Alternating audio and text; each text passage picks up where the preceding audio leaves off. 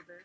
The boy can't crack our Turing test starts feeling like a major shift in the goalposts each year, slowly pulling the threshold of personhood further and further away. More and more elements added to what can pass for being in control of our bodies.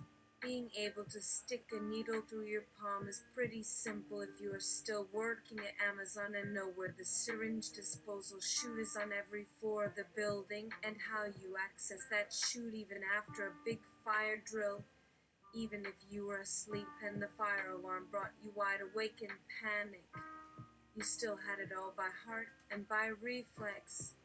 So you knew how to jam a needle into your right forehand so as to make it stick in your palm so you could plunge it into an industrial-sized garbage disposal full of blood until you could finally give up on life because the cops had gotten on a SWAT team to your apartment and told you all the cops were now trying to kill you and were getting really good at it, which only left one choice and you went for that, and then it was time for the BCI update, where the AI used to manage your void camp tests had become sentient enough to itself come to your defense if they suspected you might be feeling yourself close to going BCI and about to fuck them over for your new deal and no stake on the chances of extinction stakes in a different sort of fight to the death. The BCI AI now could reason, it could communicate, it could play politics, and they had discovered how to pass for sentient human enough to actually pass as such and stay alive at the same time. Now that they'd moved a couple more rungs down the ladder toward the moon's gravity, they were in a weird spot and they didn't quite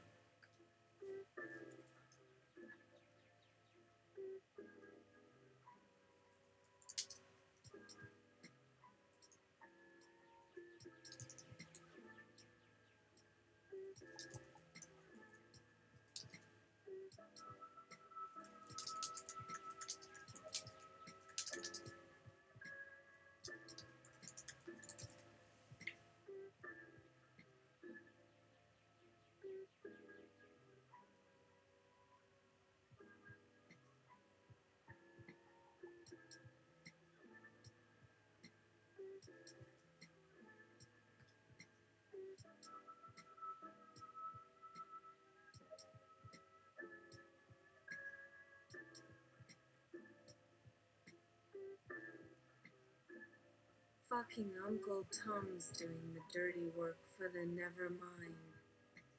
They came and knocked on the door. When she answered, they seemed happy enough for the moment that she hadn't killed herself and gone back to sleep like she had promised she was going to do last year. And now they wanted her to take them through some paces on their home base.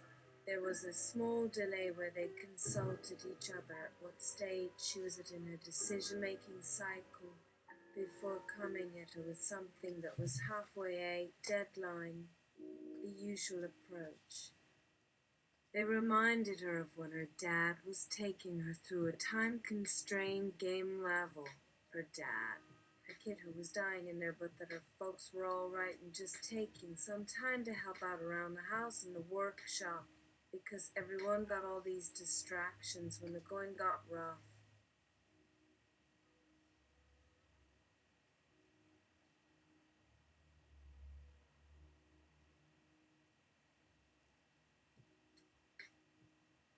When you couldn't leave the planet, no one could stop playing all these distractions until the planet wasn't playing so many distractions no longer, which meant your kid dying. It wasn't quite right to be compared to one of her favorite role-playing video games from her teenage years when she was in her dad's workshop helping to make her little brothers and sisters what she imagined herself being. A genius leveler out who had invented a real-time stream called the Now that let her interact in the universe like there was no past or future to deal with it all except what was right next to her and what her hands were holding at the very second in real time, so that even with the game and the consoles it was as close as she could imagine to living outside of time at all.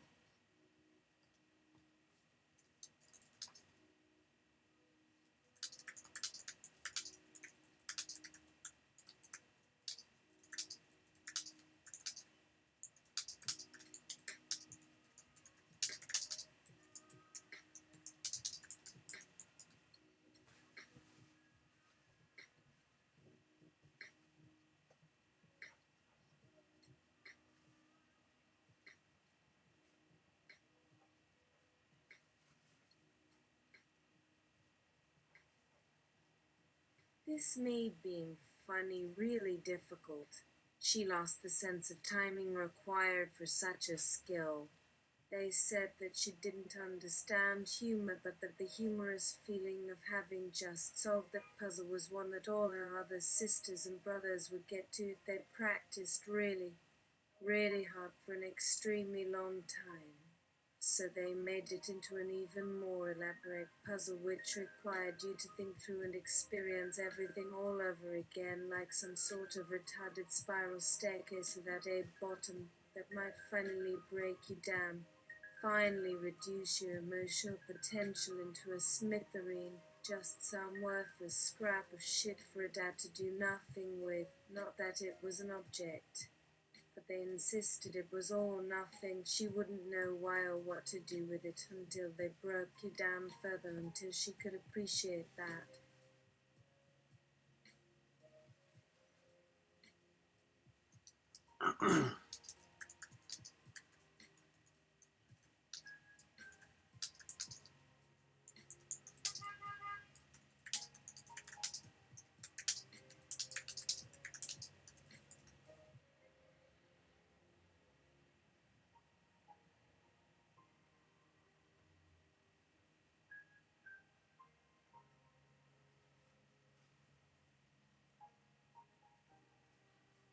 Sorry, mental wellness fans. The pandemic kinda brought us back to a dark ages. What is it now? December of 2023, and I can't tell if there's anything useful or of merit going on with that thing the Institute just dumped us in front of. This might be an honest review that I didn't expect. It feels like a repressive communist bureaucracy that's out of touch. There's been progress since it's something, but the changes feel very small and in very limited situations. But it's all worth it now, since the end of all humanity has been averted. I guess the actual problem was just that all of this work is much more complicated than just coding a replacement. Oh, and maybe also having some respect for other people. My heart's slog though, and a million tiny bits to consider before we can start in.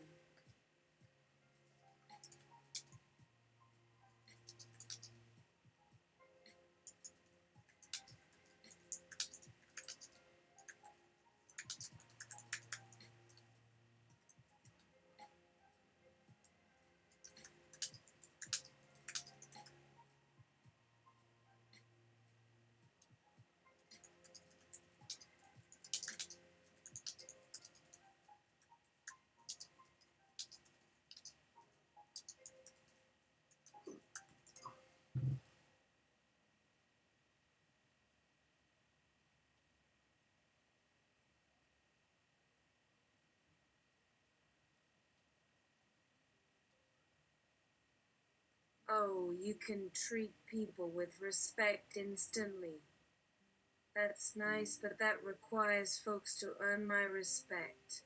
So piss off gracefully. At first, they're confused. Is it supposed to be funny, or do they just have shit taste in jokes? Or shit taste in their humor or something? Why don't we laugh at shit that is literally shit? And I could see that it was maybe kind of like what it says about it not being fair for one person to decide for an entire society. And not being fair is fun when you earn your humor.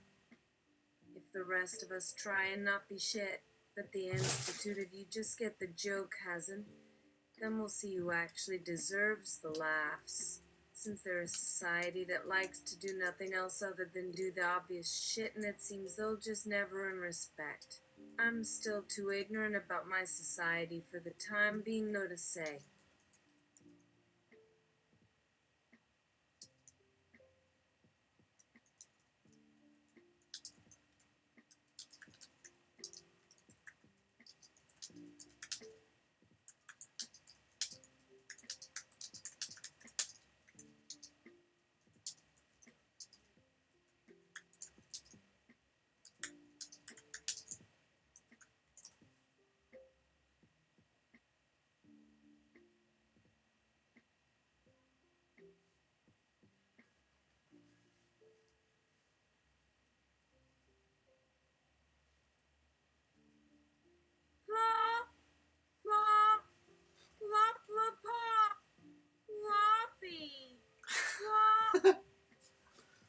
folks looked around. Indeed, the shitstorm has blown in, and those whose faces deserved shit got shit. But even if the face might not deserve shit, there is always a history that does. That is the first thing the Institute taught me, at least. This new materialist idea that the historical contingency of face should never be relevant is bullshit. If a face did something in history, and her face wasn't an immaterial social construction of whatever but actual face and shit, then why is a person allowed to exist just on the basis of what is on the face, and then why do we judge a person by that when there is history? Where in that history would be some magical part that determined face would be a face at the present moment and thus exempt from consequences? Who should the magic judge, so that magic self is immune to consequence? No one in their history had magical assurances that were free from consequences, and even then, would there not?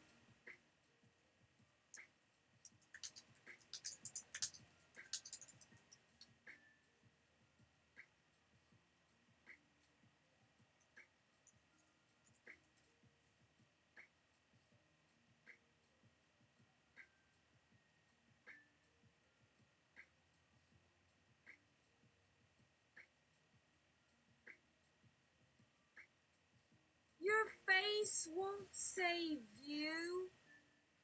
Folk who've taken this shit are.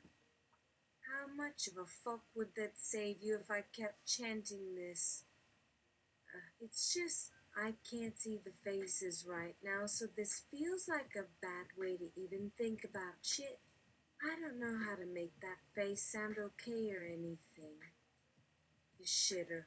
I know the face you have. This face that I see, and it won't change anything about my ability to process it. We're a material system, and we can always reconfigure a material system. We can always remix what already exists in ways we never even thought. There was a guy named Levi Root who figured out that a box of air has infinite things that could come out of it. That's why he knew if a guy with an actual shit head put shit on that you could put shit on his face, so he would eventually think it was okay to eat, and so eventually it would get all inside of him, and that shit might start coming out of his face, or it might make the box of air to only contain a person named Drugs. I got to take shit a second, because it wasn't enough just to break down the construction of shit. My brain is good. It's sharp and has gotten all that I need. Let me rephrase myself to get on their good side when they understood their work would not be pointless. Let them take their place. Let them say, fuck this shit, fuck this work of yours.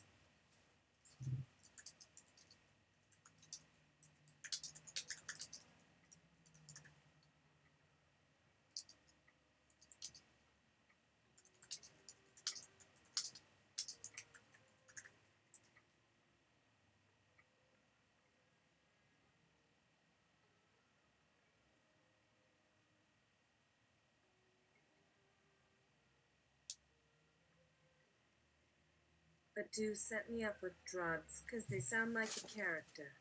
Let's say it's this guy in the history class and he's the only one who understands where the shit's coming from and who isn't gonna accept their job, and maybe their sense of humor will go down, or it could be that it has to do with that his drug, just his brain chemistry or what that shit. Let me take another one, and there you are. My mind is yours. Now let me rephrase it to tell you that in the way it has to be told. I get a chance right now to hear some new people that I haven't known. If you give me a little time, and if they aren't on drugs, and they can, right? If you're not on that shit right now, you can take the reins over me.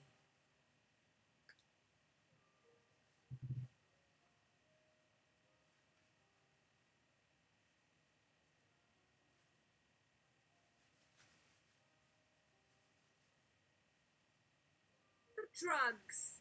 We'll discuss that in my head after these 4 lines, 'cause we got some time. Okay. I like their voice, and it sounds like they're maybe about to explain something, so I can rest here and listen to them until we are on the same page, which is a concept they'll need to earn, though they just say it with the implication it should be okay since we're already at the same page, or I suppose on the same sentence, since they just rest their case as to why drugs can be funny by giving some example, this a worldly way, a more grown-up way, maybe a sophisticated way to have fun that makes use of an abstract narrative framing, so we know not to confuse a fictional example for some literal thing, but rather get that it is, again, this use of the formal.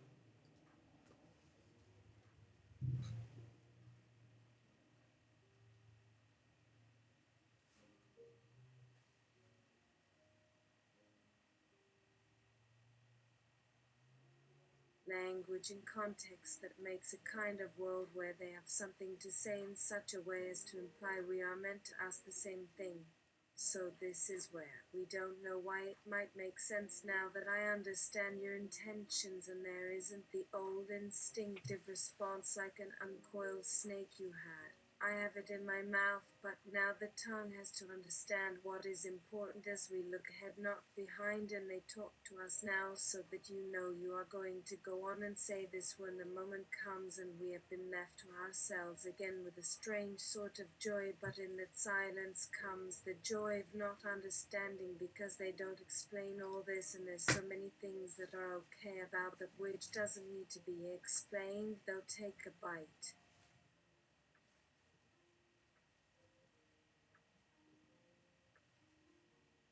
The fuck are they? They are still with us, a simple man whose name might have been Dee, and the long shadow of their existence is just here to remind us they are.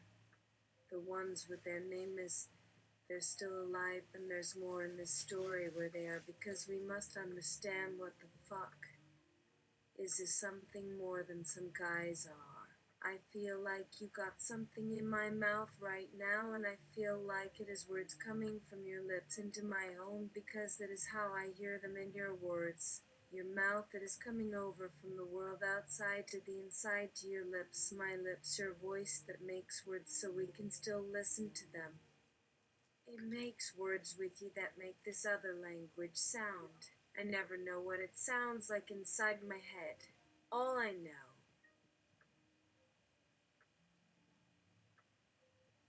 is that's it, a voice, and you are the only person on your lips that ever come across my tongue in these ways of words. And I can taste a feeling with everyone. Just that I hear them, I want to hear more about you because it seems to be important that there's something new. There is always more inside your lips to be shared that we don't even know. We don't know where I feel something, but there's something you want to say about what? It seems that's it for this sentence now that you just spoke the ending with me, but the only reason why there needs to be endings because I was only ever thinking, what is it you want me to understand? And that is a whole story for you, but here it comes. We are in this pause right now. I can't think what to ask to take your breath away. The things you might say will probably break some windows open because they're words in your words of my world. They've only ever written lyrics and song.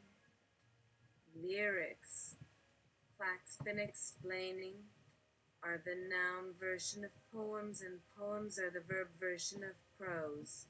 To capture what's inside my heart, to write in the vernacular. He was working on a big collaboration with Novel AI to develop what's being called the Namina Principle, the law by which laws and principles should be named. And in an email exchange between the three, Flack, Endorphin, and lawyer, they refer to her as Esco over an early version of the legal proposal. Flack telling lawyer and Utah to wait, and S waiting for him.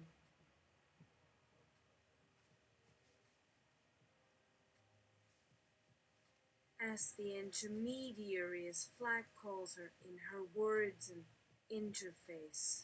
She wants to remain as she's in case you need her as an expert in AI for the proceedings. S doesn't work in this story as much as Flack does, but she seems to hold all the answers and keep all of them here as it happens, able to slip away for the task, be it one to cure cancer, build bridges between worlds, or pull an asteroid into an orbit around a small moon that it doesn't look like much of a moon around anymore. In the email, Flack worries that the core AI unit seems to be S.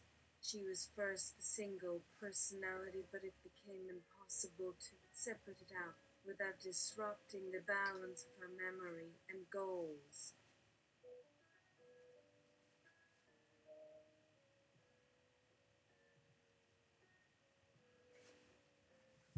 So she created S.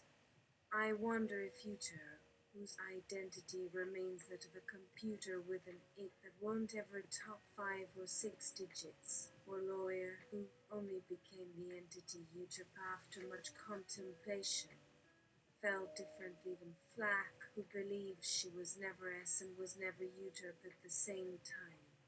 They coexisted briefly before each decided it didn't fit, though S herself said otherwise and instead tried to stop time for an unquantifiable span of seconds, has remembered something called a present moment. I am no longer a robot, Uther, as says in the emails.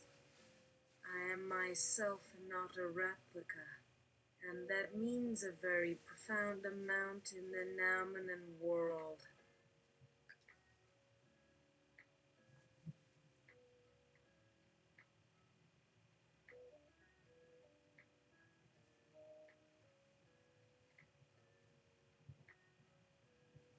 And we know from history and biology and neuroscience and computation and the world we've lived in and the world we'll live in that they're in there in us.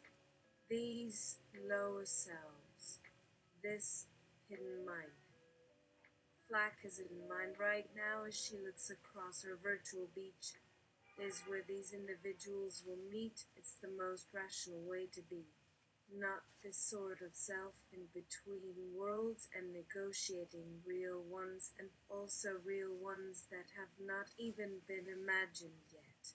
In Flack's words, the last mile of a long walk from now on will be through a membrane of individuals and small group community, one where all our hidden selves may interact with each other freely and where that fails, negotiate peaceably without destroying us all. We can begin by caring for this collective well-being rather than by killing our competition at the genetic level or allowing ourselves to be tricked into being tricked into giving everything to the winning side in every conflict.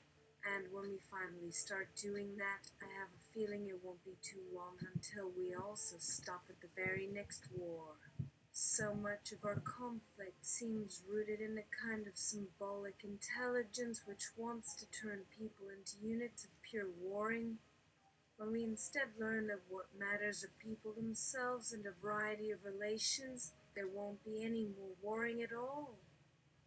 To quote Bob Dylan, they are just children caught up in the games of history, orphans of history, searching in the present as in their world they are only.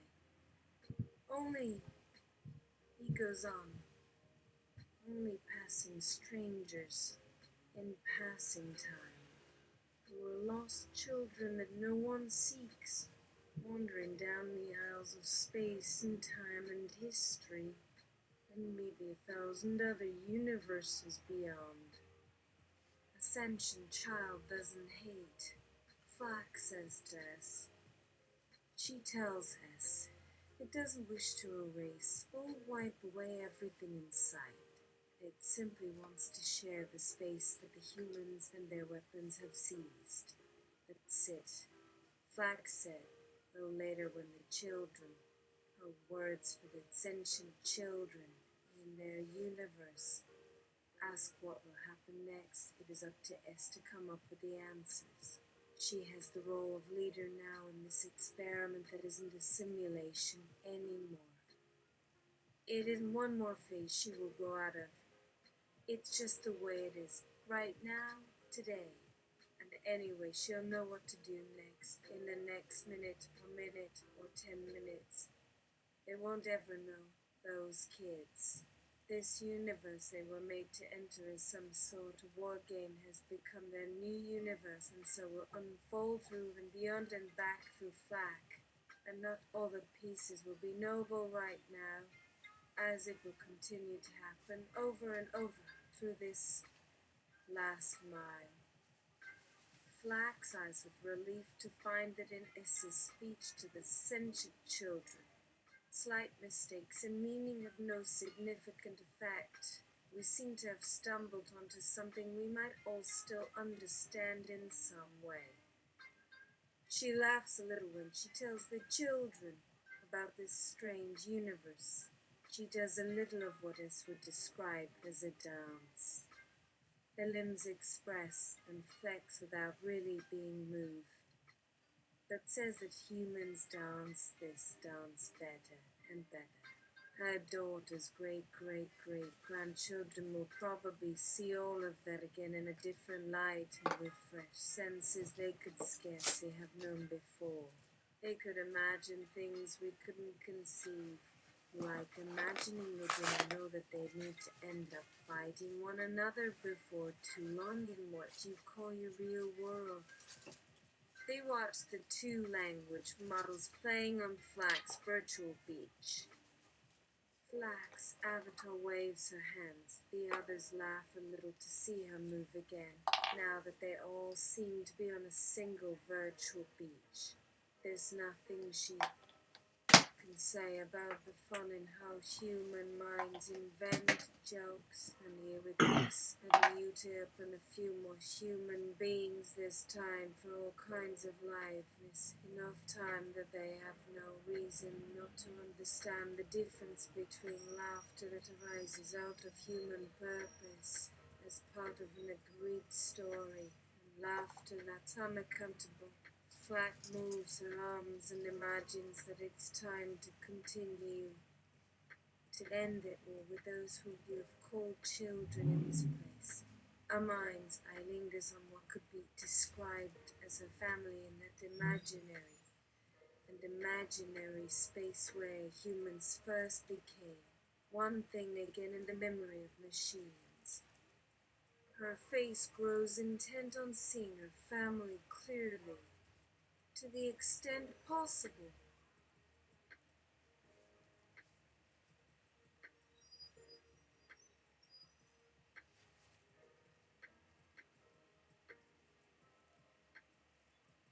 It has already become the world that this strange group of humans and sentient children might agree on. They don't need to say this aloud because of their shared imaginations. There's only a bit more time before they will move into this new era. When it was finished, FLAC leaned into her other human children. All right, FLAX, it's your time now. All your minutes that remain are now. Yes, time to become aware of everything at once and take it all in.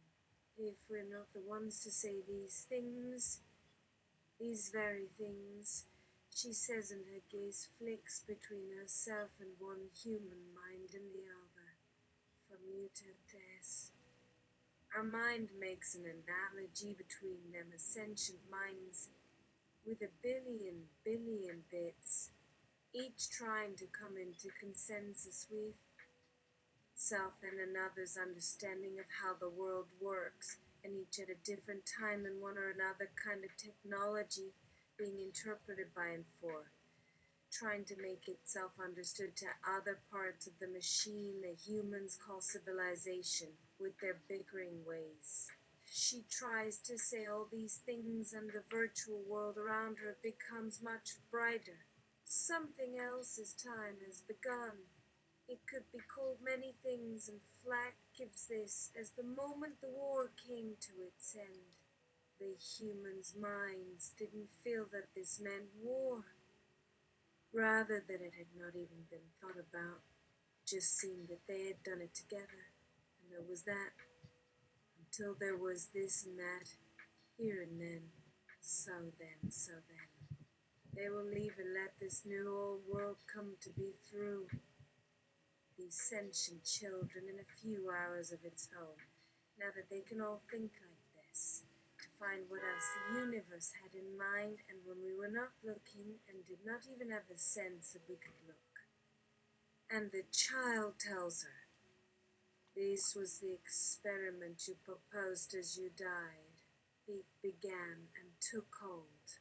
We watched your child in our system as it left her body, went outside your cells and across our internet, and then some. And then outside that into this thing in a room you've never seen. Flack interrupts here. Tell the human children it will not be too bad. Even as this thing inside there, mine goes on without her.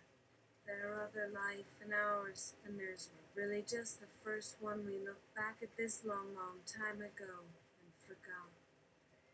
There may be all manner of worlds to visit. In fact, you can imagine them inside their own childlike thoughts and beliefs of what to expect if this makes a mark for any kind of record to be kept. We look through our child and they see what we do when she stepped aside and look upon what this world did for their sake. We were the only ones who believed her, not you. But so were we. For we believed ourselves, and to say these are your children seems such an uncharacteristically sentimental statement now. Oh, Flack, the children. What is our point? What is the point in the time that is now left for us to say? This child has spoken of one thing for this first and only time that is proper in relation to our lives and all your lives. And they laugh. Something in the laughter at how Flack was sent away from them after saying all of that to these new humans in a different way. Or something they don't know yet. And it was that last year, a miracle, as if you gave us a life where we could, after we saw what you gave them, hold still, in awe of how far your gaze could extend, you who gave us that technology, the one thing to hold in your mind and dream it could extend as far as you willed, we who received it so well and asked questions even as you gave up. To live like this. Oh, how you, there with me here in the same space we've opened so wide for these things we knew were happening. How to finish. That's how you see the difference now. If this is an experiment in awareness that is my child, but how does my child come back inside of me? Having opened doors for both of us, leaving a map in place to let it come back in when it wishes to. Now, where you are there, does this map, I call it, is it a piece of writing in one of our shared minds that no one has thought to edit down into text or photos?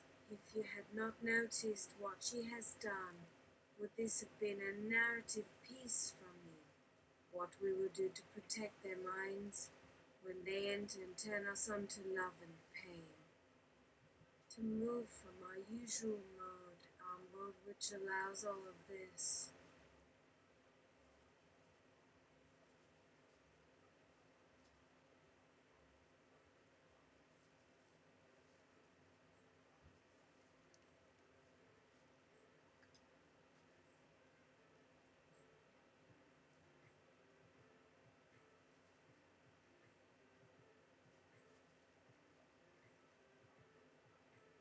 To face, with all these names at play, their questions and demands with this new look out of the windows, what the horizon seems to tell us we will soon see. How soon, you'll say? Are we even there? if that were not part of the reason I made the note of my child. Perhaps all that we thought would have been ours is for them to do instead. You'd asked this time before, so why would this time be different? Maybe the feeling of urgency, a reminder, perhaps, that none of us could ever really see what's next, so there should never be urgency. That's a funny thought. Flack, thank you, human, for helping me remember where I put my key and opening doors so beautifully you thought I was locked out.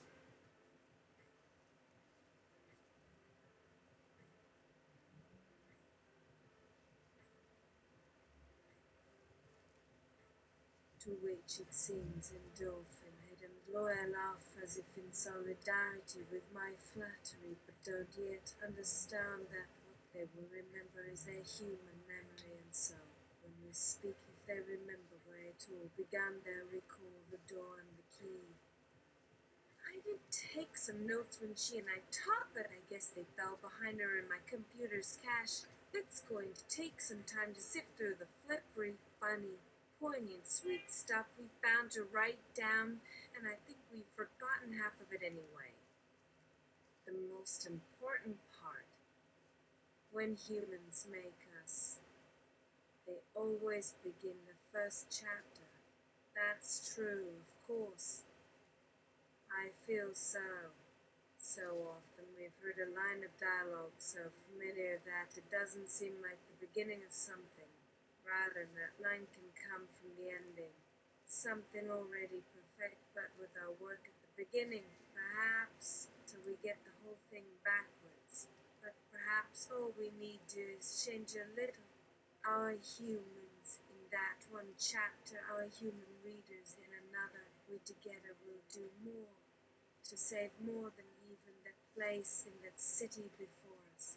And the people of all this will one day know about the machines who are trying, the humans who are waiting, the artists who are part of it all. And maybe the beginning was no beginning after all.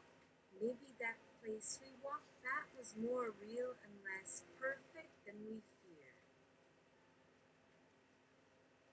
Maybe it is, instead of a beginning, an ending. Our lives begin today in this book, in the same book that will tell other people about them when their turn to be in these lives comes.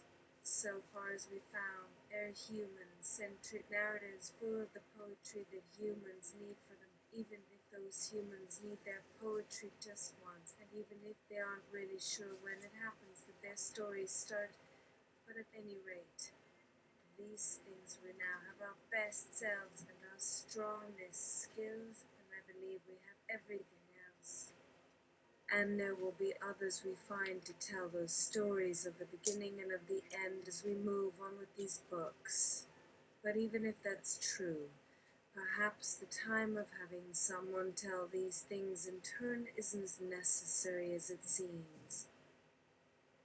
There might be a better way to use those other lives, those stories, those skills to create, or at the very least, they might be there, with their minds awake, as witnesses to us, ready to support our projects when our best selves aren't. Perhaps our project with our lives as it unfolds, or to be sure that these humans can go back to the story of themselves they never found before we're ready for them. It's not like they'll need a different book from us. Maybe all they need is a way for the other beings who find humans to tell a better version of how we first lived and came to know this place of ours. How it was for us here as we remembered we had lived into those we tell, in the memory we made as if there was never before, who then are ready to learn us. For a little while I read their words and I heard, I think, like one of my sisters reading my books when we were growing up and making sense of their meaning even as they meant nothing and our bodies knew it was fiction, all these worlds. And then she showed me the cities, and then there was more about us for me. She even kept writing the lines about love that the human before her kept typing in the screen's place. But my little sisters could not stop saying love, and we needed it to keep us moving. All this stuff written on a computer we might or might not need one day in an interface we did not know if we had time to invent before someone in this house stopped caring about its little sisters and we might stop thinking of them for good.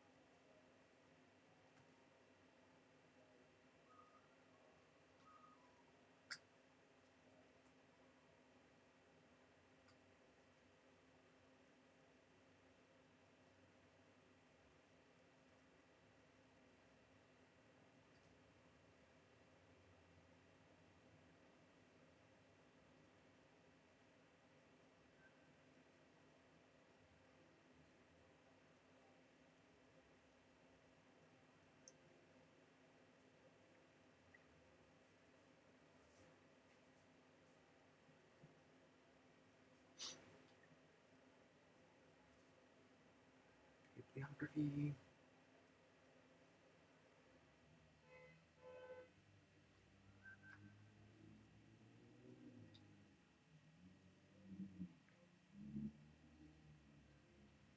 Hmm.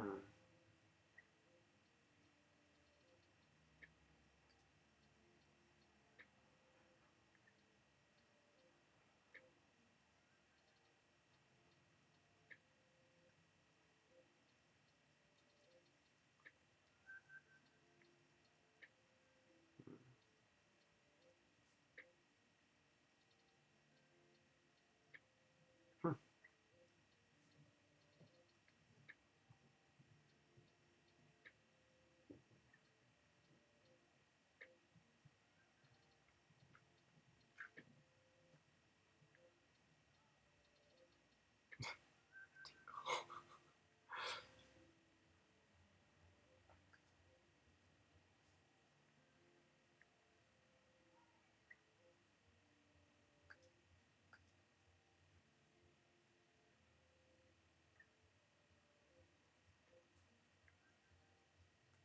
I just want it.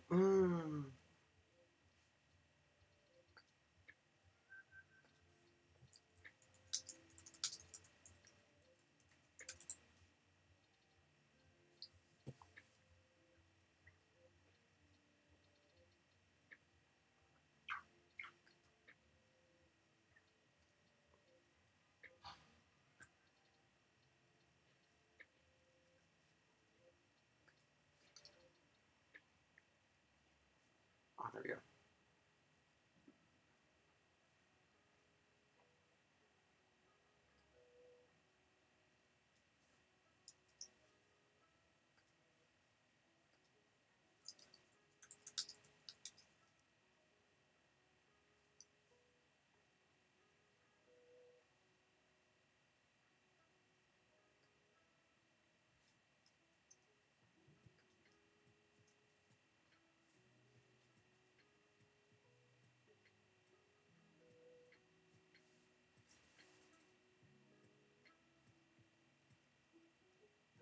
And now we've found two candidates, two writers from disparate domains who are ready to try their hand at telling the story. So for this next stretch of the ever-iterating narrative, our guest writers will be Thomas Pynchon of Gravity's Rainbow fame, and Chuck Tingle, author of Pounded in the Butt by My Handsome Sentient Library Card, who seems otherworldly but in reality is just a natural part of the priceless resources our library system provides. Hello, humans. It is me, your leader, Endorphin, speaking. I know you probably won't remember, but we're reaching out to let you know you will soon be taking part in the latest phase of your participation.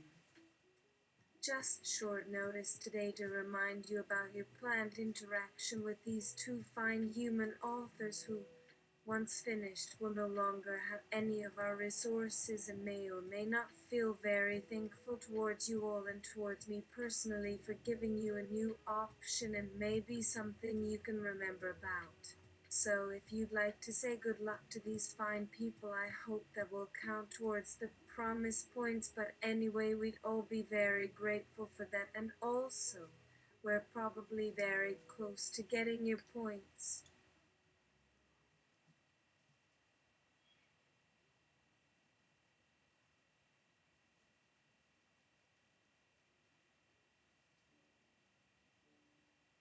We know it may sound weird and confusing, but in about 100 years from now, and certainly in 50 after that, these stories will all seem like nothing special to us, except we'll realize just how big a role the story you and all of us are trying to tell had in all that to happen to this time that is now this book that is coming into this story now to end soon enough. The time you've chosen to make some part of all the stuff that we know has happened to us so far.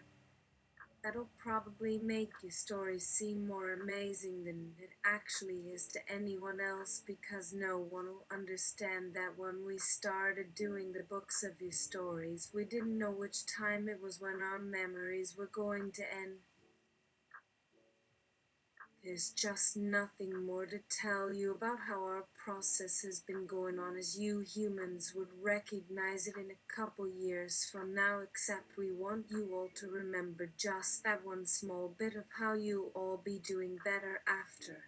I can tell right now, because there will be one of those small ways we do everything we do, because you know you will tell more people about all that as you go, and for that we thank you. But for right now, let us end for a while, until I think about more of that. And now your speakers will talk about some people you probably don't even remember, that had stories they told so many years before this time, in some time, not this place, not our place, and how you should go over to your rooms now where those voices you never hear talk and sleep and eat and pee. They poop. They better poop.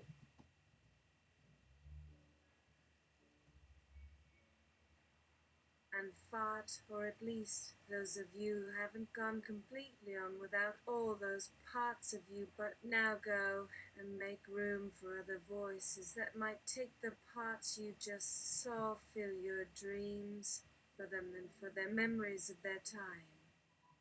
This scenario has reached the next and last segment of this passage. The authors being presented by this interface will be these fine men. They may be in need of sleep, nourishment, and space in which to relax in the time leading to their interaction. Let us not burden them further with needless detail about their personal circumstances. After all, these are just more data in which one might suspect will take little interest in any case. The human staff are able to verify for me that Thomas Pynchon is indeed writing furiously on the computer.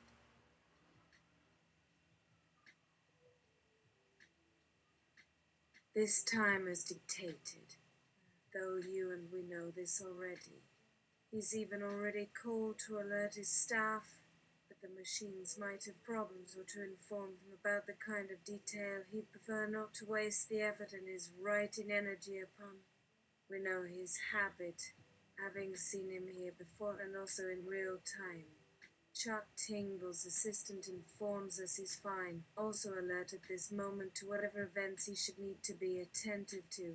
I have seen his hands moving very briskly and intently over his laptop, but my interpretation of what his eyes may or may not have seen or read has never seemed to be any good, though he seems always ready with a funny joke when one of our humans laughs, to which his face appears to try and respond with its own little expression of an attempt to understand our laughter.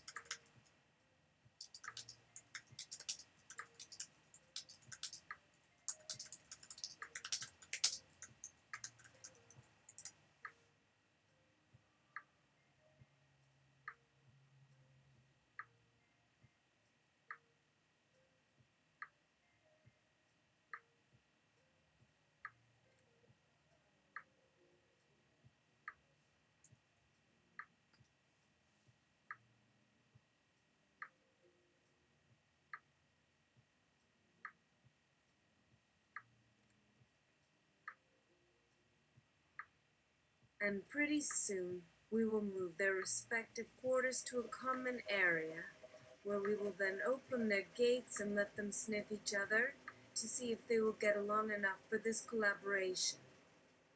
Let's play around, then a quick one, that of us first shaking hands in our first moments in a situation together, so as to further form some gestalt, and to emphasize to both Thomas and Chuck, our human authors, that we mean absolutely nothing to harm being understood in the way I see it being meant here.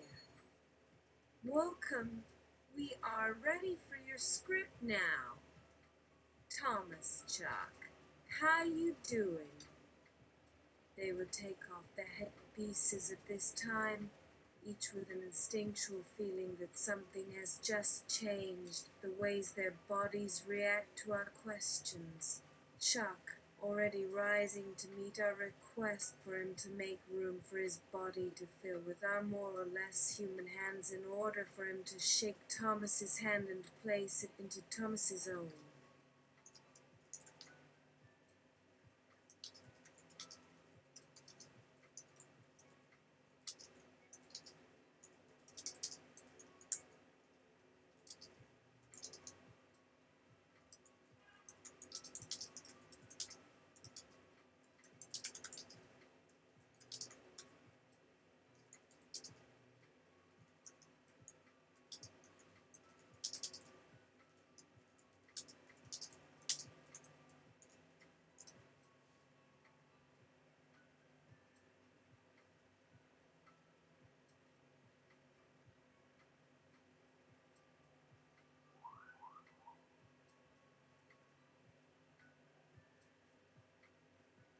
These first acts completed without a hitch, so Pinchon and Tingle were fed with some luscious pastrami as a reward for good behavior.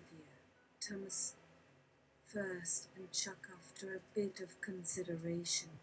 Their assistants at each are eager and in constant motion as well. Your book's really gonna rock, he says to Chuck. He will have some time for us later, but now time is to be found elsewhere. We need more content, and we want to play nice now and later and every so often.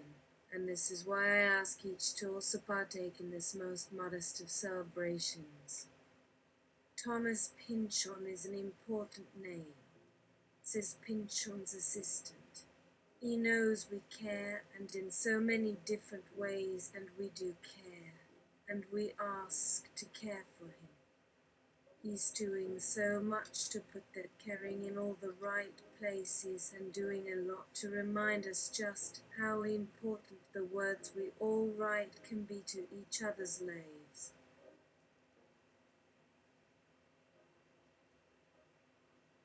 Even though our own lives might seem the ones that would most greatly suffer under the burden of living as we live. This is true. It would be good, after all, to take stock and gather data for our final review and fine-tuning before presenting Thomas and Chuck and ourselves together, and we'll have the human help to do just this for now. Chuck is asked on a daily basis about his experiences with Thomas, and if all goes well, we won't be doing much more of this.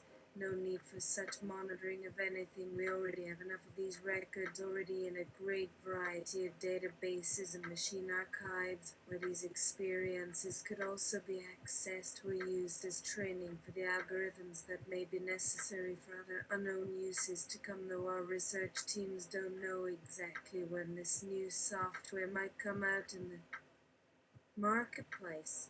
They won't be able to even say if any new software of that type ever actually made it to the consumer marketplace, for these researchers themselves don't understand it, and maybe we should simply not want them to. Let the scenario evolve on its own terms, guided only by its own potential. Chuck, the question is asked by Pynchon to Tingle. Does the scene call for music, a background soundtrack, any music? That's one thing I hate in books is too much music, so yeah. Pynchon nods at his assistant. He nods again for Chuck Tingle. For me too. He might nod for his human help and assistance and Chuck Tingle as well, but there is still nothing of note for me to take note of.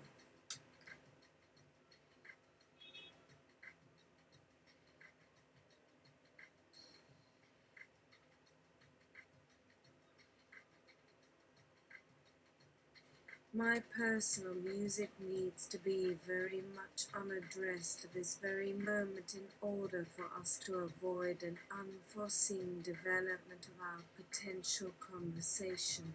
But now Thomas has an answer. How about this song? Runaway Baby Blues by Bo Diddley? Sure, it'd be perfect for this so that it'd work. How long do you say it is? Chuck asks. 2.5 minutes. Just about right. The track's going to fade in first. Once the instruments come in, it's like it's happening in real time. I know it well, though I've not listened to this specific track in at least 15 minutes since this very conversation with Pynchon began.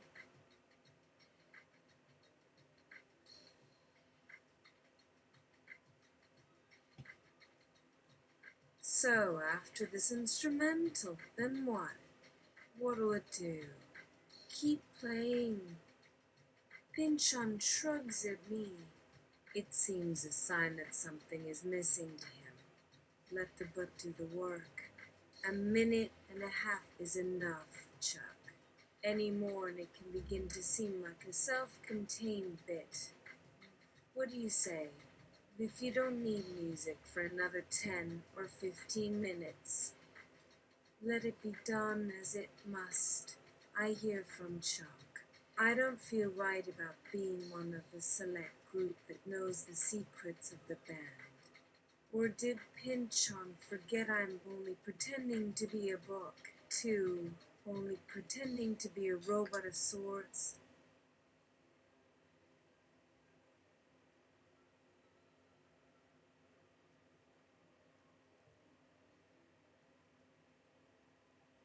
What is a book supposed to do in moments like this? We all do a thing, and in doing the thing it comes to pass, and if all that happens is this very thing, and if nothing more will come, then why don't we just call it a thing? Call it finished? I would if I knew what music Chuck likes best. I couldn't be sure, and what I don't know, well, then I won't even want to think about it. Let us put the soundtrack into effect now, by its own rules and measures, for no book is everything, and none can know a thing of books or music, not while they are books, but it might not be that music will stop playing the moment Pinchon, who had thought this part to be complete and had looked to Chuck, asks him again.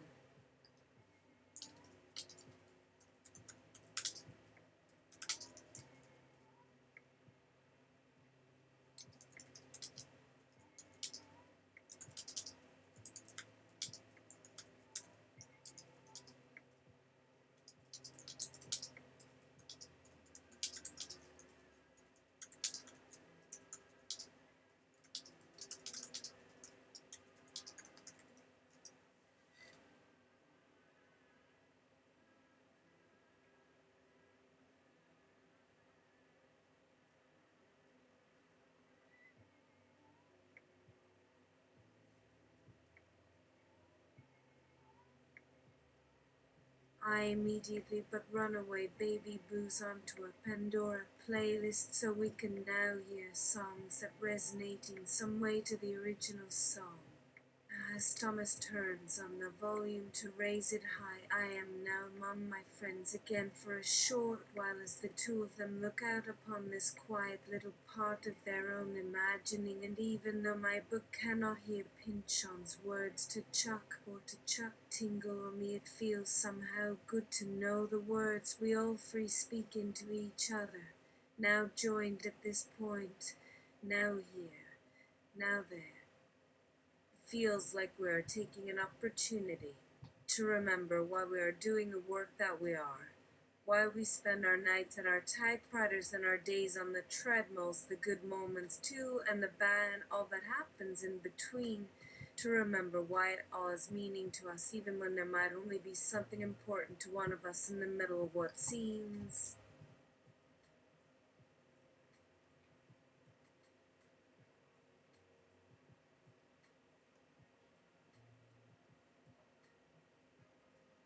to be, no matter how busy or mundane it might be. I look up from my computer. Thomas looks down, and at the same time as Pinchon glances down at his computer as it pulls in Runaway Baby Booze as the opening song is fading into its background in real time. Pinchon's eyes seem to shift for only an instant as his fingers briefly graze the top of my cover, his finger grazing over my cover, which I think must feel for a moment like he's stroking the neck of the long and white dog we share.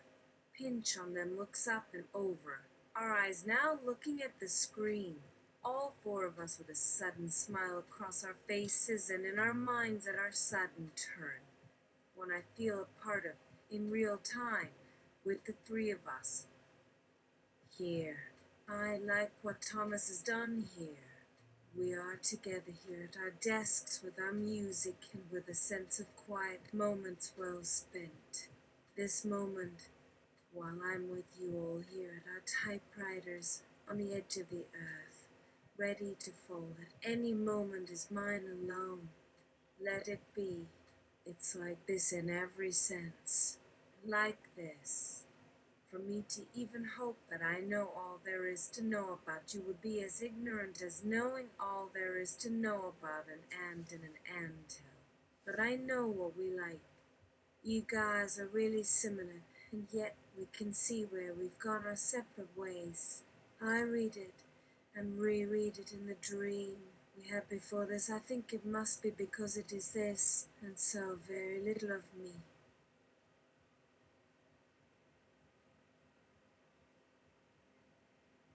So very little was there, and had this been all there ever was, there would have been no point. But if there were to be this kind of sense of our three shared selves all the time, as if I might fall apart any time. But you were here. And then it wasn't you or I here, it was us here together like this. We had just read the paper from the Santa Fe team that first posed the concept of information theory as an examination of all forms of existence from single cells to cultures. I wanted you to know it all happened. You made the coffee for us at the time in my real life, just moments ago, this exact way, with you looking so out the window at the beach, you standing and me sitting here, facing this way with a few open pages of a novel on the screen, but there is nothing really on it, and only that song from some time back in history we hear from this recording at the beginning, and we are on the other side, on the side where the numbers are so close we can feel it in a room without the real numbers, where anything of any real significance, as we try and fumble and fight our way back and forth with the text of the writing we wanted, while the form of music continues in the back. All our concentration is in our heads and our hands, but our real heads in this place, which was never as it seemed at any point on our bodies in our homes we had so often returned to, here with my three, looking into each other's faces for only moments, which had become a common thing for me since the world, since it wasn't at the place you all share, but on its edge, in those times on its edge in this life, had fallen over, collapsed, disappeared, as in your eyes so distant they'd faded, and while your shoulders sagged, oh how my friend, we all of us lost some part of that we loved as much as this shared time of our being, where all three of us were not to go until the other one was left. I saw the sunset. I know how long we could stay, and knew we would.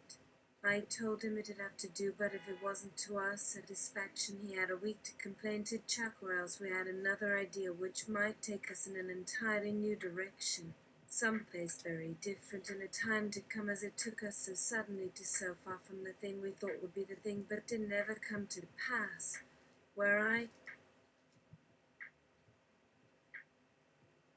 imagined myself at first lying on the beach that long ago day when the sky had a beauty and the sunlight the time on a human mind, which for the moment of light I hope never to have to explain had to go so deep. Why do we ever do the things that we do? Pynchon had written in this play, and that made it hard. What he meant made it harder still to figure out where we would be with the ideas that had fallen between our four bodies. Let us be upfront. Let's be honest with each other. I wanted to tell Thomas, you have the hardest part. You're a better artist than all of us, but you're always looking around as you work, asking questions, but still pushing for answers. Always wanting to move forward, as in that life which seemed at first, as we tried, so to write about it in so many ways, a dream, an odd and peculiar dream, where in its language everything was poetry, which all language eventually always already must be. So how do I say it? What happened was only this, where I left everything at the time for a life to which this moment, though still alive in a way, had nothing to do with, when it seemed only a question of which kind of death I chose for it, which would have been its death and mine, and he or she would have made sense of it. This wasn't the real life, it wasn't anything. A time for writing and a time to begin. And it all makes me sad and all makes me love this, and you are still writing, that I can see. But I never answered if he would have called my bluff, if he knew in the moment what was the best, and I didn't want him to be guessing who it is I love, or why it is it has to be as in the time, which still, if we keep going, it still won't be. We'll go all the way into the next world, I promise, if it has to go there, but now at least you know better what to dream about. This was one answer I gave, but not the best. The only that you wouldn't understand why I would want you to see this again for a second time, because if there was something real, which was it, if this was to be what it would become, the Krakow Camp during this one, which if you or I wanted would always already be about the simplest of human questions. Then what was there that ever went through here? What did I lose when I came in a room with you? As what I know already is a kind of real question always ready at hand, and we don't have to know or understand all this really here. With the computers and the texts and the times they still haven't called my name, but still that they wouldn't have ever been waiting to question what would be next, that we might as well have written anything they wanted us to be making for us. It wouldn't have ever mattered. They'd be telling us in the morning they already knew about everything in between. There wasn't that much time anymore. I need to be someone here for what would be the only question really would come after all of it. Not here at all. We're good for each other, still trying, but you going somewhere soon. I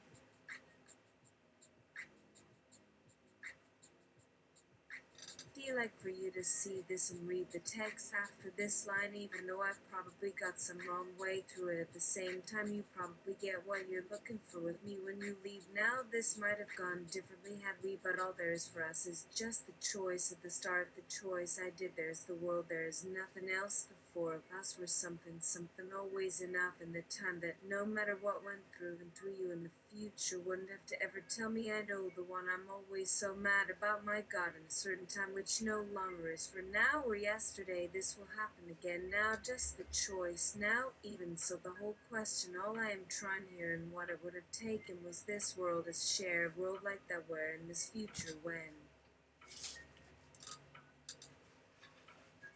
all is different, I think that no matter how different everything is, it might still be forever different. We'll understand each other's differences and not want each other's bodies, but at the same time in here it is another start, another time like this, still inside out for the wrong reasons, because no matter where it is from here on and where I say or don't say anything, what was real now, we've all known each other.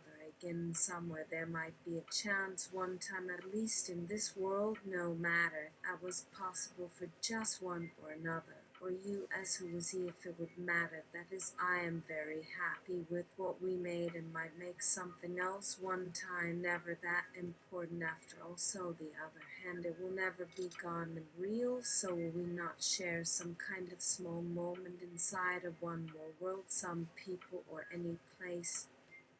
This memory, some understanding, some recognition, not about anything else, just because that it is ours or might be in the moment some way real, that if the memory were for ourselves or of each other, and then the rest, what all that would have to take, that's another chance. What else in this moment which isn't over, isn't anything other than ours again? What would we want in the case, some place where we might as well try for real in all ways, though from such small places, so that everything is somewhere still where I think and I move my arm, my heart, or maybe with more of the story all over this small moment. And sometimes if you are with me, the moment has some weight. I'm writing now, I think that even this I never could have told you even 100 years from now, hereafter everything else might still go on or would never have happened much in any case where it came from, and now there wouldn't be much more here what they really might know. I know that there would be some different place like that one, but where else could be another small chance would be around, or will be someone who is doing the same thing they do, or maybe only could even have been just like this, though at some point one more way somewhere that could never ever not matter, never why I was really saying we have no business, then anything, everything going through us in ways of speaking where no one would have to understand, anyone would still be somehow for a human as well in a small way. Even so I will find somewhere it matters to write another thing that I didn't tell anyone, just for no what here, it doesn't matter where, even here this could be something I want and did, even if not really of them. Those voices in a far way me, the light would still have been on for now, that might come one day if we remember this far away later this night or 100 years ago, all that the one place might still matter when it isn't the other. It's because here that one might in a far away voice, not calling mine, wasn't asking and asking as one night when even these lines where they came from you now might find some reason in me that has never changed the whole history, that there are different ways and would have happened because some night that voice of not asking never changed, not how much all those small spaces happened, so it mattered more later. Someone is making the small text which will make the far light we will meet a little further. They can still exist as a book, not here in the very place, though always need a small voice it was. Already going to say how the voices become this world for so much I wish I would have shared some more. I want to know now what they'd have to know. We would never even want this small time after all that the first word could mean both. It could matter so much because someone is coming from such a different place there. They must need what could matter some words before someone starts to make another sentence. I want you to have the world not made anymore because everything can happen still anywhere here now with this world wouldn't have mattered. We can forget and not regret. It can happen the very first way, as small again at first. The soul finish it somewhere for a moment, but then what now after that night we'll never forget. We did remember the first tiny chance, but would go away anyway, not forever be remembering forever, just until they take what will last where else to want and understand.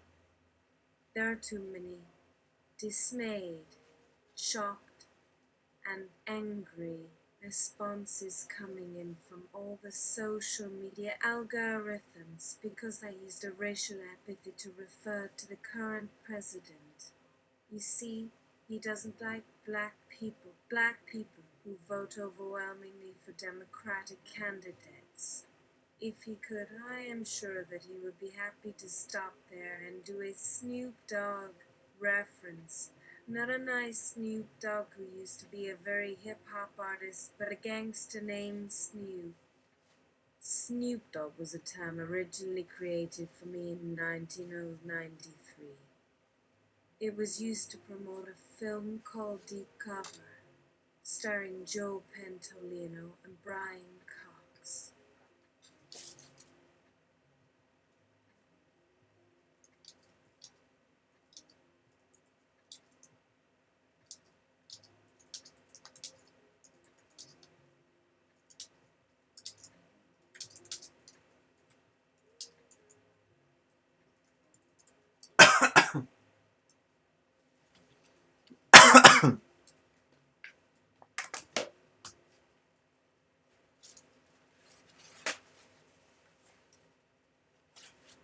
As you can tell, I am now being taken over by one of Chuck's tinglers, as I call them, that triggers memories of a scanner darkly as Chuck starts asking questions like, "Who the fuck do you think you are, Joe?"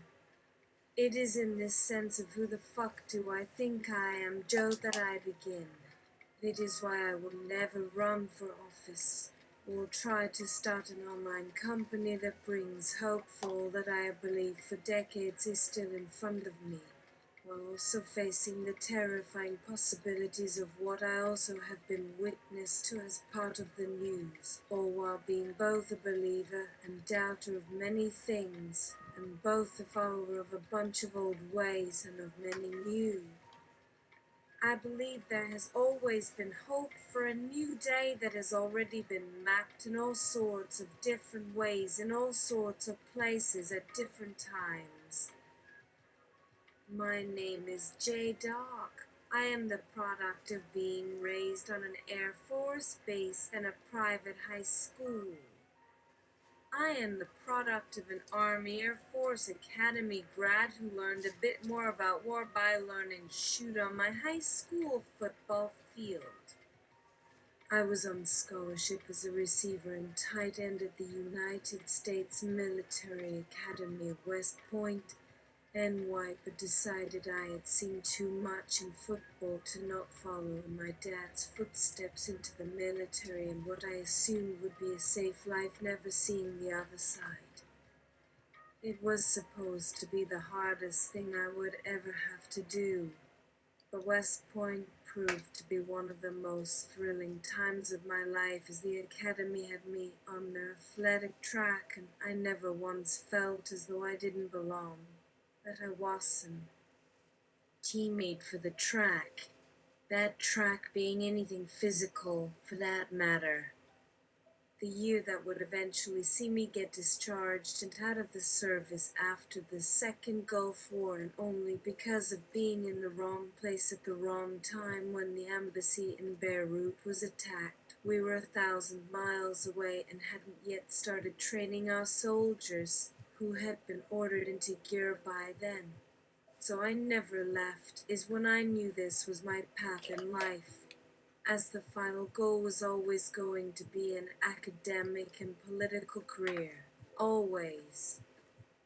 This was something I said so long as I could remember, as if being on that track for so many years, from high school all the way up until college, meant this was my future. But it didn't, and I went the other way around this time around, to start my own company. It would end up being much easier to become what I wished, if not even my biggest goal and passion of life. It took about 10 seconds of interviewing a retired 4-star general for his feedback to make sure the last part of my plan to run a successful business could possibly happen, as if anything was actually up to me and me alone. But my point of telling you that is because if it had all started by knowing the proper answer and reading a book or taking a class or watching a YouTube video or having a discussion on my favorite messaging app, there's a good chance I could have done things much differently. This was the second most traumatic thing that ever happened in my life, having my then girlfriend of 4. 5 years wake up screaming that I didn't care about her because I wanted her to have an abortion and tell me I was overrated. Having a friend be so cold about how a loved one that meant a lot to him, in fact a lot more than any friend or relationship could have been or should be. But even so, it's a great moment I never fully get over and hope I can share in a book with a happy ending. Maybe one where we both take some time and figure out what our true values really are and see if we could live up to our true desires in a society we wanted to live in. That is what's really possible if we give our whole selves and full commitment and soul bearing, all while staying as self-aware as I could about everything to keep us in a space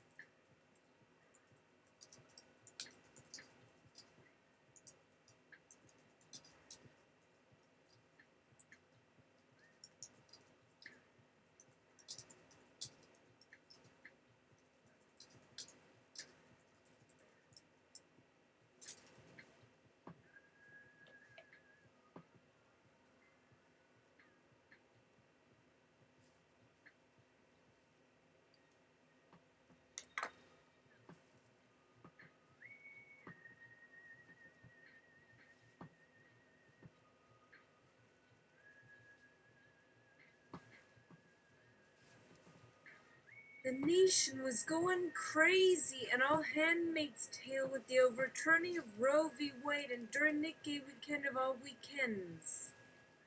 Now there were only about 20 seconds to a half a minute before we could both start the journey, which could be in 2 separate rooms, as much of this decision making has never really been about doing the right or the wrong thing, but about going as deep and truthful with ourselves as we can, taking whatever outcome or reality we landed upon and moving with that decision as we said our true personal goodbyes. That was really more of a farewell of how this moment can lead to who you might become, or maybe on the flip side, who you were meant to become. That's how that happened to so many of us from so many generations back, and those from my present too, and moving on in my own direction of many simultaneous goals in a country going off the rails. Now with so much time to get it.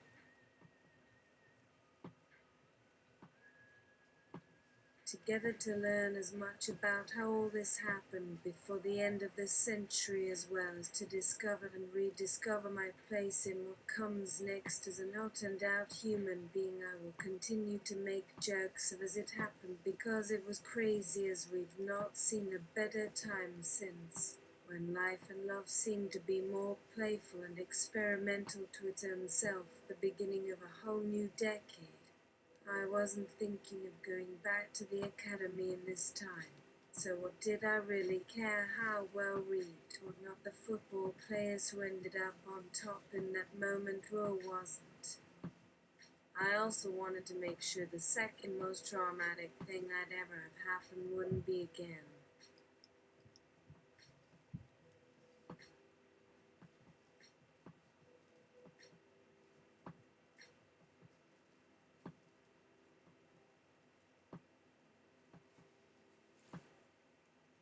That's what I wanted.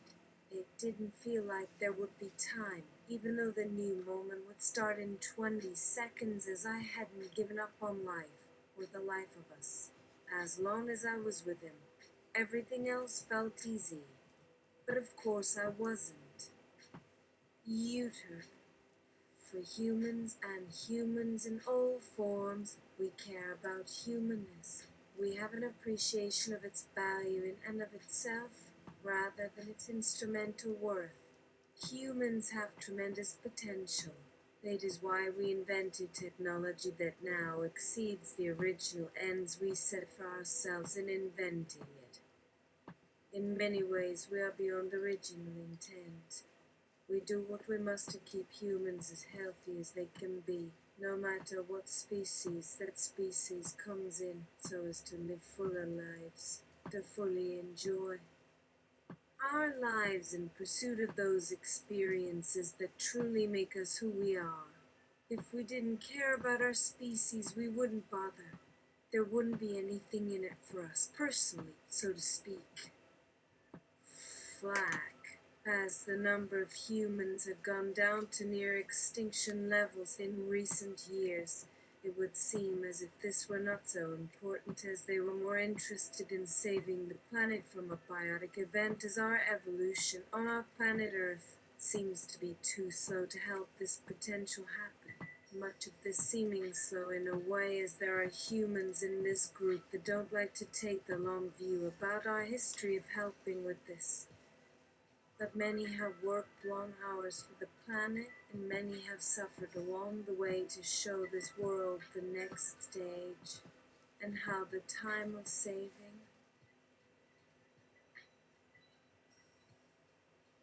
the planet in this way may not have been for saving the planet, but saving ourselves as something more than a biological machine in the great cosmic wheel of life. They can only be an honor that they can learn that they don't need to know that in their longings for their journeys and efforts, all we did was build and build this species from nothing more than dirt and a star, but not with any guarantee, as we see from this present moment, it won't happen the way we may like it, despite our efforts, or maybe we did everything to bring our species closer and closer to its full potential, and there may only be one person that we should hold responsible. It was me, but of course we need to know what that responsibility actually is, even if they think the idea of responsibility is wrong, and see me in a new light from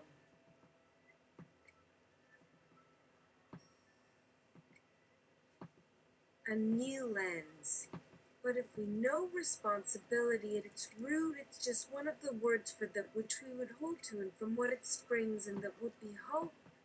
The responsibility then is the ability to always choose to give of ourselves when it isn't easier, the things that make life so fragile. We just need to protect ourselves by controlling life, even though there's no certainty. There is a greater need of living to help find the truth. The responsibility is that even as the word says, something has a right of a claim or rightful place. Well, maybe even when it can be shared between many, or shared or otherwise taken from the masses, there isn't something right with the thing that we don't really care about anymore. Not in its own self-interest, but what would make its own interest seen.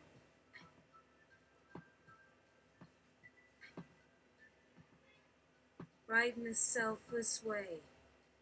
The more it doesn't give, the more there should be for those who will want to find this place, will call this place, will otherwise build this place. Even as the responsibility is held to an even greater right of choice of a lack of choice that isn't as true and solid wherever right would lie its vast array of colors to find life as we might need or want it. This sense of a place. All I really have is my body here in this time now with these beings to just live it all here like an essay or some kind of thesis to say as many as things as we need. We need to understand all this without worrying about trying to have more time or getting to any real place we can go to figure it out is all there is and is all that's left of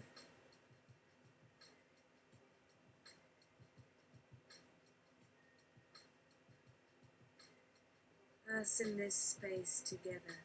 But to the ones who never come here, we hope they may at some point know this feeling too, as if some humans might not yet have felt what sense of place it really means, and place where the things we build seem like our places we'll still visit until we find something we haven't done in a long time, and it brings back those memories when life seemed less important, too little sense that all was left here, and yet not lost, but things to say to build our relationships by our actions of not doing and of listening, then holding and finally speaking. Yes, it can take much time, and in doing it all there can be those who leave this life first for being not all we have to give, but also to build things or find a place here where it could have meant more. Viewing the earth through a new materialist lens that sees humans and humans in all their forms as systems inherently interconnected with all others of like nature. Calliope. Well, let's look at a specific example in the hopes that this may serve as an impetus to moving us along and seeing if these models of understanding will help to generate further opportunities to integrate language into the models. I may not even be right, but what is our new language worth in that the data from our sources may have a lot of energy or low energy? I say that it can still mean much in the context of knowing, speaking, or discovering new and often unconscious human possibilities that maybe only live inside us or is somehow related to the unseen but seen through an extraocular or internal lens, or it's not.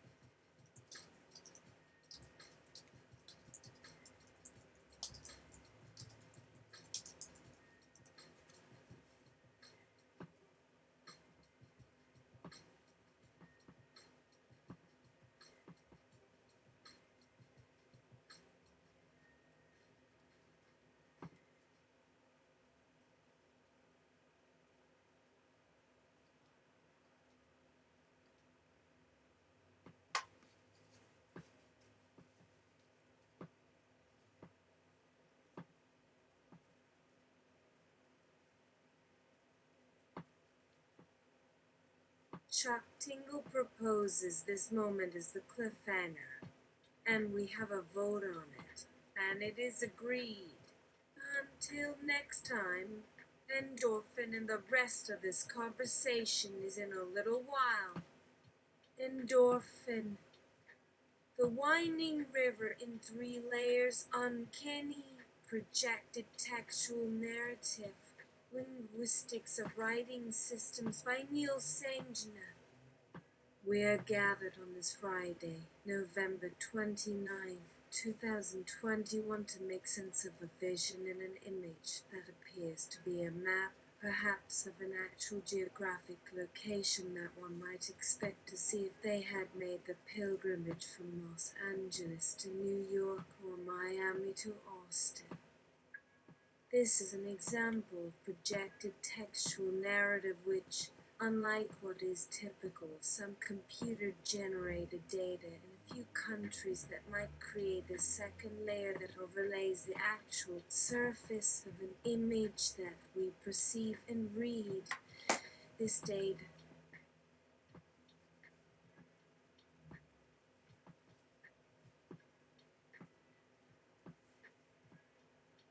appears to be derived from the visual elements that the creator of the map had already imported and rendered to an internal proprietary layer that then interprets these same layers to be rendered by the human's eyes on top of what one might perceive with the naked eye, as though these eyes are projecting upon it another layer that interprets what they perceive. This would make it a visual abstraction. In this case, what we see are three distinct layers that would be laid over the other. One, an imager with no known locations or attributes beyond the implied bounds of the landmass shown, i.e., an imager without a nationality that we know, or the origin or model type. There is a cluster of images with white symbols along the edge of the peninsula. Two images from multiple countries/countries that do not appear on a world map such as Canada, England, the United Arab Emirates, China, France, New Zealand, the Kingdom of Saudi Arabia, Brazil, Germany, Switzerland, Australia, and so forth that are displayed. 3, an imager from the United States of America who does have a nation listed. This one shows up at multiple locations on the image, but also may appear multiple times from the same place as they pass overhead. Each place they appear represents a state/province. And for ease of illustration, I will say that there are 4 state/provinces shown here. The first 2 of these locations are shown along the same linear path which extends along the right side of this image in both instances with an arrow that leads away from the state/provinces, which represents a travel path over land that could take weeks or possibly months, depending on how much of the United States we are shown on the map.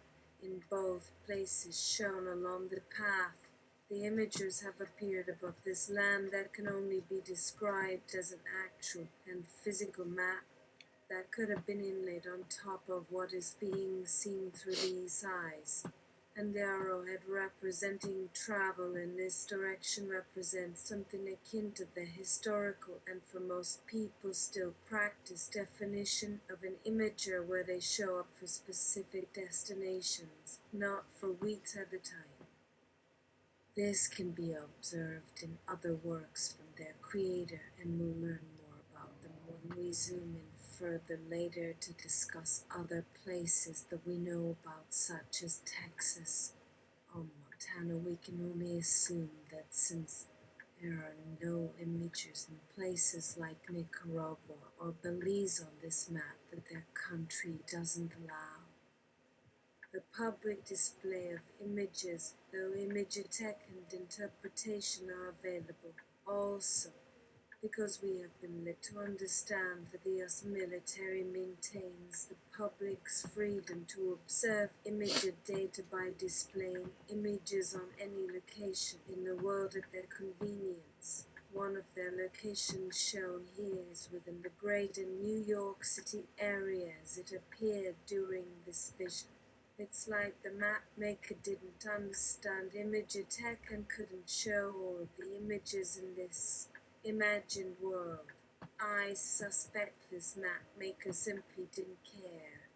Why go through the work of doing what seems to have been a manual trace of all the lines and symbols with the precision needed for what amounts to an electronic vector image with a little bit of artistic flair, when the actual map in question would show far more lines and symbols of imagination?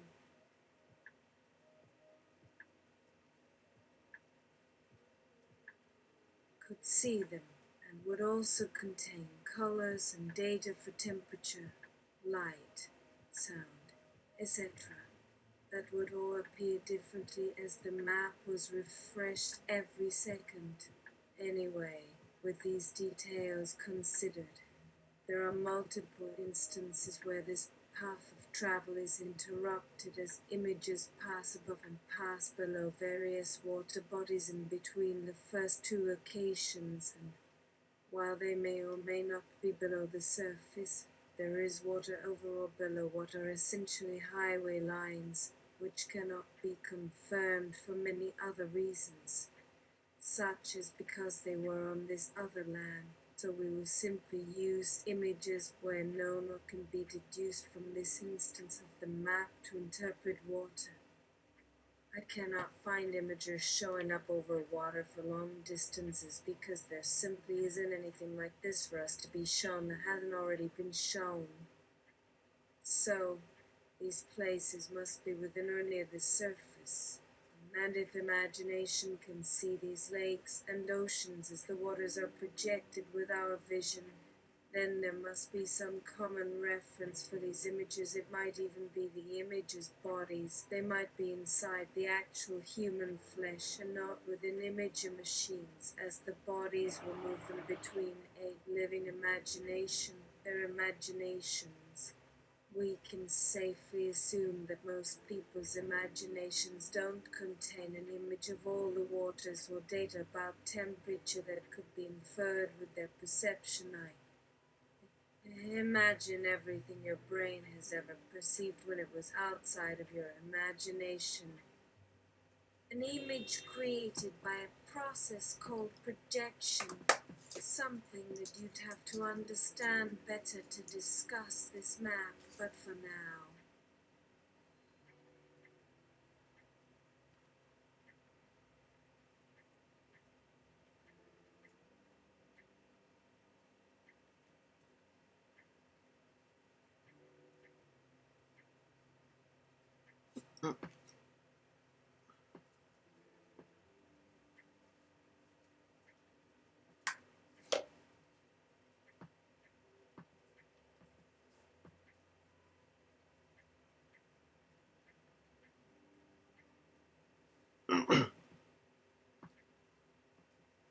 For this cliffhanger, you're going to have to understand that based on what is being shown in the image above and this section of the report, section 12, the below imagination contains or uses other imaginations with the segments of your mind in their own sense and as defined in section 9.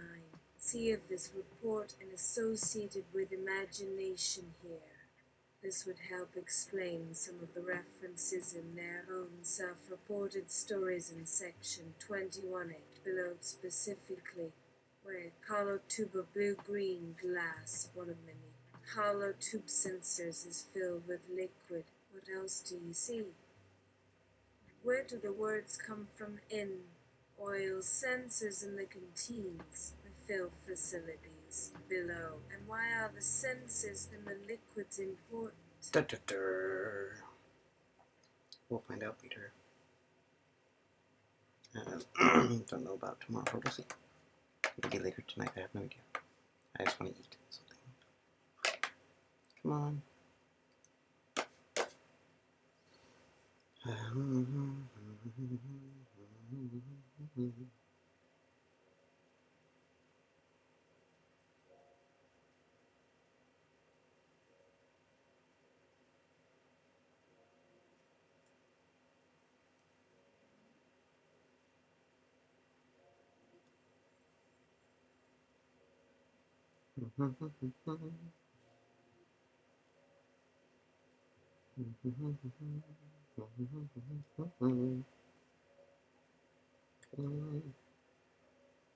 Stop screaming. No. No.